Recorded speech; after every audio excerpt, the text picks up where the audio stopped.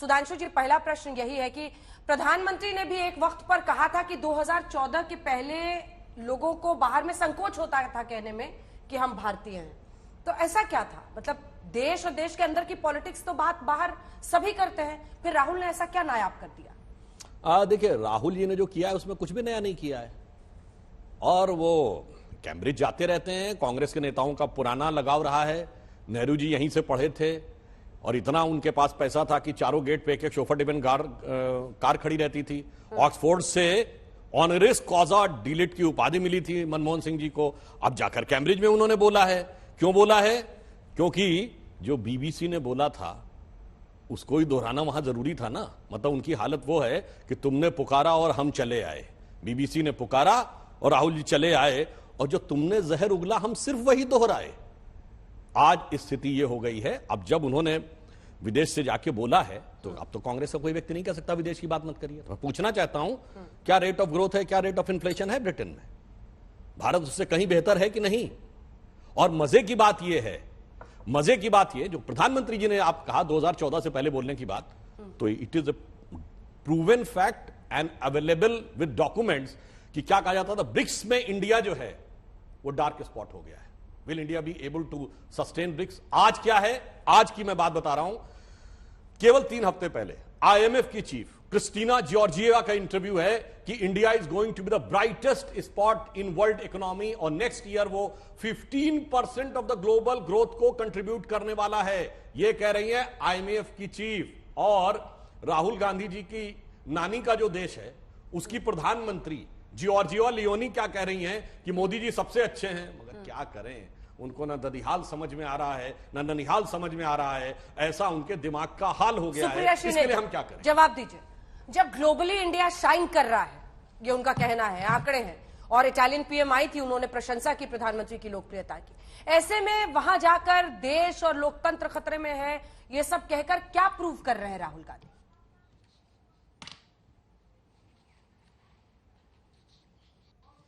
सबसे पहले तो मैं ये बोलना चाहती हूं कि अनुराग गोली मारो ठाकुर, जो आज इस देश का दुर्भाग्य है कि इस देश के आईएनबी मंत्री है, मेरा एको फिक्स कराइए, आईएनबी मंत्री हैं, वो हमें पाठ पढ़ा रहे हैं मर्यादा का। ऐसे लोग मर्यादा की जब बात करते हैं तो ये बताना पड़ता है कि भारत का सर शर्मसार करने वाले आप जैसे लोग हैं। जब आप मंच से एक मंत्री, राज्य स्तर के मंत्री रहते हुए कहते हैं गोली मारो डैश को, तो आप कैबिनेट मंत्री बन जाते हैं। ये डॉक्यूमेंटेड अनुराग ठाकुर जी की असलियत है। मैं शायद मेरे हमउम्र ही होंगे, इनसे ये जरूर कहना चाहती हूं, अपने ज्ञान चक्षु खोलिए, उस 1 घंटे के वक्तव्य को सुनिए, थोड़ा वर्ल्ड व्यू और थोड़ा भारत जो इस विश्व में न लेफ्ट न राइट और इरेक्ट खड़ा रहता है उसके बारे में थोड़ा समझ में आएगा।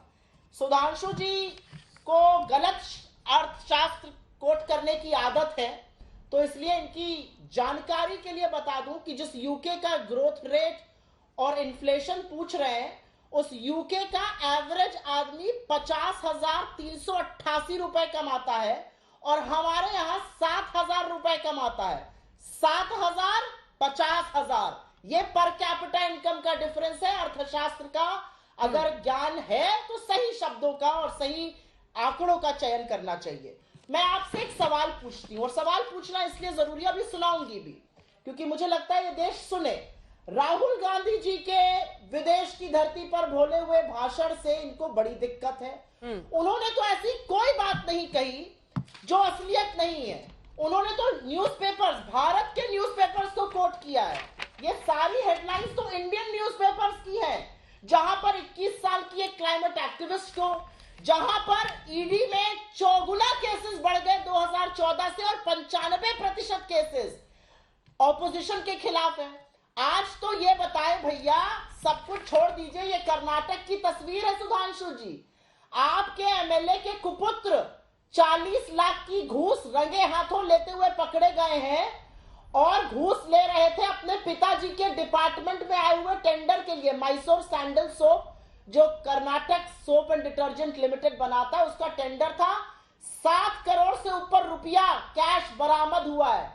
थोड़ा इस पर भी बोल दीजिए, लोकतंत्र को कमजोर करता है। और लोकतंत्र को कमजोर करने की सारी बातें भूल जाइए, राहुल गांधी को भूल जाइए, कांग्रेस को भूल जाइए।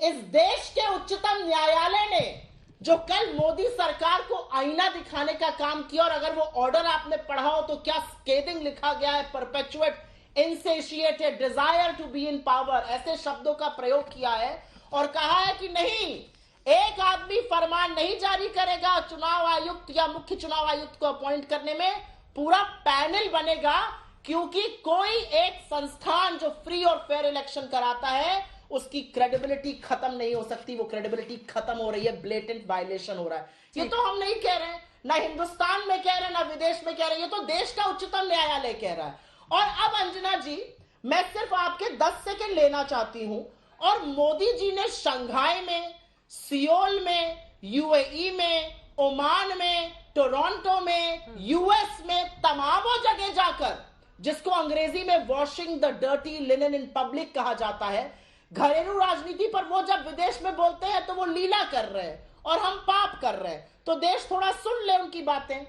ये मोदी जी बोल रहे हैं और मोदी जी की बातें सुननी जरूरी है देश के लिए।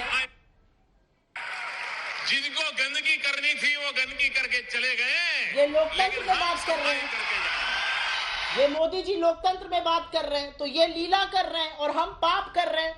राहुल गांधी जी तो आंकड़ों से बात कर रहे थे। होगा नहीं, सुनिए। अरे भगवान बचाए भाई, पता नहीं पिछले जन्म में क्या पाप किए हम हिंदुस्तान में पैदा हुए हैं। शंघाई मई 2015 का चीन में दिया हुआ मोदी जी का भाषण कि हिंदुस्तान के लोग सोचते थे हमने क्या पाप किया कि हम हिंदुस्तान में पैदा हो गए। ये देश को शर्मसार नहीं करता है। आपने 140 करोड़ की जनता का सिर नहीं झुकाया चीन जाकर और ये कहकर आप हमें सिखाइएगा पाठ।